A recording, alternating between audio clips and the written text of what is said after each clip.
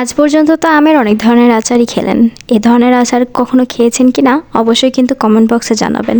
আমি যদি অনেক প্রশংসা করি তাহলে তো বলবেন যে একটু বেশি বেশি বলে ফেললো, এতটাও মজা না।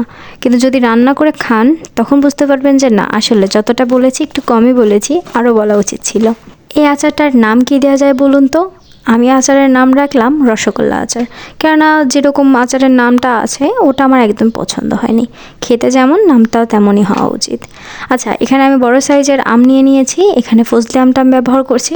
আমি একটু রং ধরে গেছে, তাতে কোনো সমস্যা নেই। এটা রং ধরে গেল কোনো সমস্যা নেই, কারণ ভেতরে এখনও কাঁচা গেছে। তো আমটা আমি কীভাবে কেটে নিয়েছি দেখতে পাচ্ছেন। এভাবে কেটে নেবেন, পাতলা করতে যাবেন না, একটু মোটা মোটা রাখবেন, তাহলে একদম গোটা গোটা থাকবে, খেতেও অনেক ভালো লাগবে। এখানে আমি 1 কাপ পরিমাণ চিনি ব্যবহার করেছি। এখানে আপনারা আমের টেস্ট অনুযায়ী বা আপনাদের রুচি অনুযায়ী ব্যবহার করতে পারেন, তবে অনেক আম অনেক মিষ্টি হয়, তো সেক্ষেত্রে অনেক বেশি চিনি ব্যবহারের প্রয়োজন নেই। তো চিনিটা আমি এখানে মাখিয়ে রাখছি, দেখতে পাচ্ছেন কীভাবে মাখাচ্ছি। চিনিটা মাখিয়ে 1 ঘন্টার মতো রেখে দিলে চিনি থেকে এই পানিটা বের হয়ে যাবে, মানে চিনিটা অটোমেটিক গলে যাবে, কারণ আম একটা টক জিনিস, আর টক জিনিসের সাথে চিনিটা বরাবর গলেই যায়।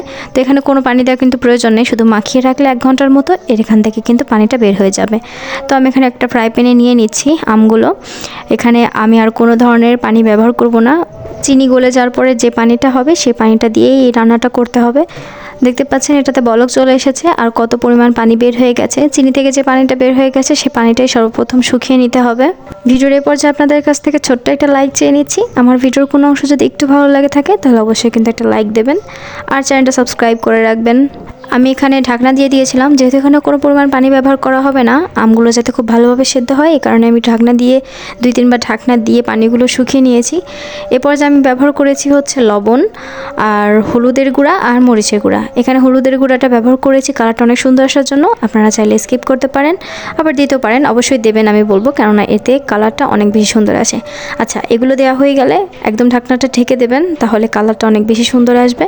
তো আমি এটা ঢাকনা দিয়ে ঢেকে দিলাম। একটু পরে আমি ঢাকনাটা তুলে আপনাদের দেখাবো যে কালারটা আসলে কতটা সুন্দর এসেছে। দেখতে পাচ্ছেন এখানে কিন্তু কোনো ধরনের কালার আমি ব্যবহার করিনি, শুধুমাত্র হলুদের গুঁড়া আর মরিচের গুঁড়াতে কিন্তু এত সুন্দর একটা কালার চলে এসেছে। এখানে এখন একটা মশলা বানিয়ে নিতে হবে। এখানে আমি গোটা জিরা, গোটা ধনিয়া আর কালো জিরা, এখানে যদি কোনো মশলা আপনাদের না থাকে তাহলে কিন্তু 5 ফোড়নের মধ্যেও মোটামুটি সব মশলাগুলোই পেয়ে যাবেন, সেখান থেকে বেছে বেছে নিতে পারেন। আর 2টা শুকনো মরিচও দিয়েছি। এরপর যেটা সামান্য একটু ভাঙা ভাঙা করে নিতে হবে, একদম ব্লেন্ড করে নিতে হবে এরকম কোনো কিছু না। পাশে যদি ছোট হামানদস্তি বা পাটা থাকে তাহলে সামান্য একটু থেতো করে নিতে পারেন, আবার যদি ব্লেন্ডার থাকে তাহলে ব্লেন্ডারও দিয়ে দিতে পারেন। আমি এখানে ব্লেন্ডারে দিয়ে একটু ভাঙা ভাঙা করে নিয়েছি, তারপর আমি এটা মিশিয়ে দিচ্ছি। এটা মিশিয়ে দেওয়ার পর যে এত সুন্দর একটা গন্ধ বেরোবে, আর এটাই আপনাদের আচারের টেস্টটা বহু গুণ বাড়িয়ে দেবে। এটা আপনারা একবার খেলে বা যদি কাউকে খাওয়ান তাহলে তারা এতটা প্রশংসা করবে, তখন কিন্তু আপনার মনে পড়বে যে না, আসলেও আমি ঠিকই বলেছিলাম। আচ্ছা, কথা বলতে বলতে এখানকার পানিটা কিন্তু শুকিয়ে গেছে, একদম শুকিয়ে ফেলা যাবে না। এটাই যে একটু ভরিয়ে ভরিয়ে খেতে খুবই ভালো লাগে।